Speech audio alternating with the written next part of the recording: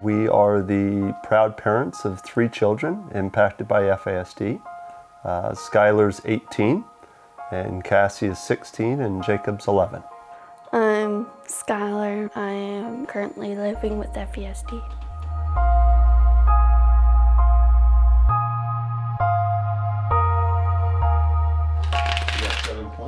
June of 2006, we had heard about these 2 lovely girls that needed a forever home. Skylar was 6.5, and Cassie was 4. She was turning 5 in August. Jacob came into our home at the end of November 2007. So he was 2 when we adopted him. We were aware that there was strong possibilities that they had learning disabilities, but there was never any mention of FASD. No indicators. It wasn't until we started seeing things that weren't making sense to us when Skylar turned, she was in her 14th and 15th year, that things started to really escalate, and we couldn't figure out why. We just thought, okay, yes, they have this special need, and yes, they have that special need. Skylar really started to get off the rails.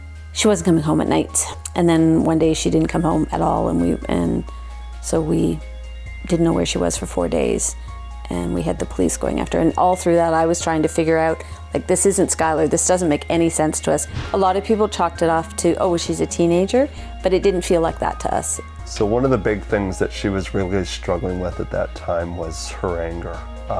And she would get angry at things that you wouldn't expect her to get angry at. Once I'm angry, I stay angry for a while and I can't think. When I get upset at people, I feel like they've betrayed my trust. Like, how could they do this to me? What we would characterize as annoyances that we normally can deal with, she would completely lose all control, to the point that we had holes punched into the walls, we had doors destroyed, we had lots and lots of swearing and really aggressive language toward us, toward her siblings. Life is obviously not perfect, but it is a lot better because we're actually using strategies that help our kids now. The farm is definitely a huge aspect of where our successes came from. This is the safe place, and you need that safe place to go to. This farm absolutely provides that for us. It enables all 3 of our children, in fact all 5 of us, to really use our strengths. Cassie's has been very calm. She's been the one that maybe has had we've had a few hiccups, but nothing serious, which is, a saving grace. And then our son Jacob, he's always been a very strong-willed child. His self-control is probably his biggest barrier right now. We found some really creative ways to help manage that. So for example, Robert made mention of the fact that Jacob can run. So when he's in a heightened state, we get him to do something physical with his legs. So for Skylar, she really understands the horse world, right?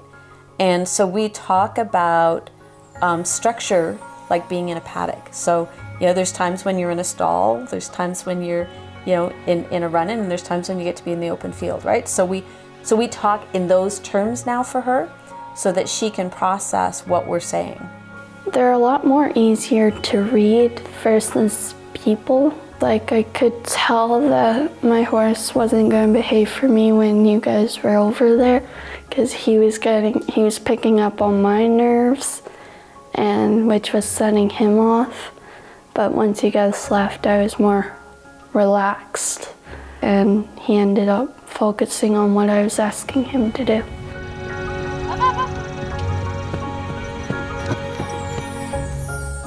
To be honest, if they had said to us when we adopted, these 3 children may have FASD and these are some of the things, we would have still adopted them. Yeah, it wouldn't have right? changed anything. It wouldn't have changed anything. But it took us 9.5 years. We were very good at getting them the support for their disabilities and all these things. But if we had known the underlying root cause, they could have been so much further ahead. Yeah, I think the biggest thing for us is we need to figure out what the adult supports are. There aren't many out there right now. What I wish is that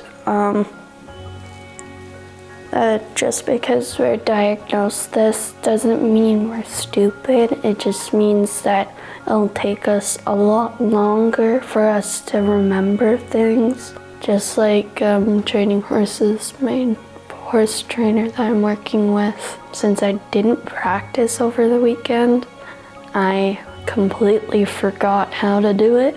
So she had to reteach me, and then I had to keep on doing it.